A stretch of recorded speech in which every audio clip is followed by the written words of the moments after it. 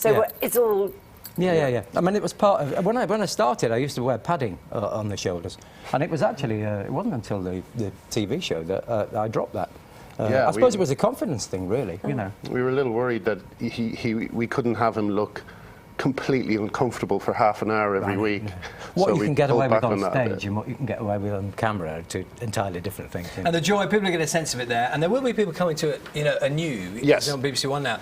The sense of, he is something of a nightmare, isn't he? That, you know, the territory yes. he gets into.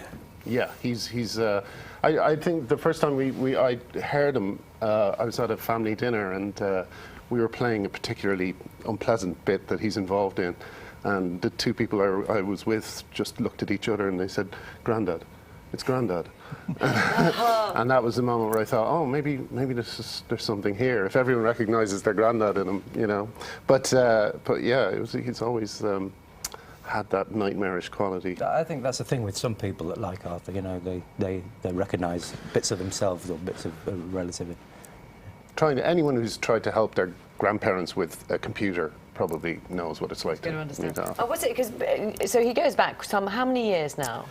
Well, I first did it when I was at drama college in the early 80s as an exercise, but did nothing with it for a number of years while I was seeking work as an actor. And then I just wrote 20 minutes of material and got it together as a comedy turn, really, and started putting it on the Fringe. And why is he called Count Arthur Strong? I'm assuming he's not I'm assuming he's not genuine. He shook hands with the Queen. Yes. And he believes that's now an official title.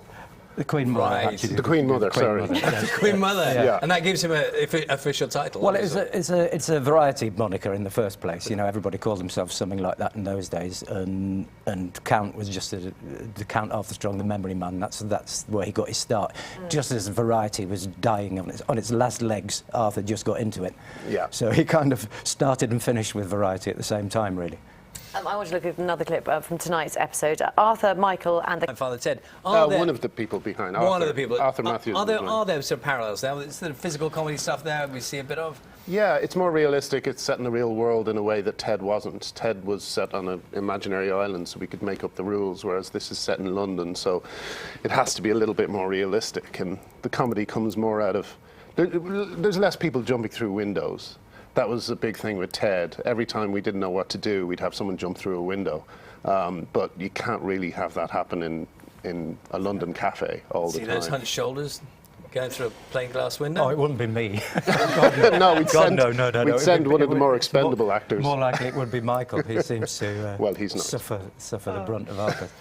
thank you very much. Lovely to meet you. You will be able to see Count Arthur Strong on BBC One tonight, 10:35 and 11:05 for viewers in Wales.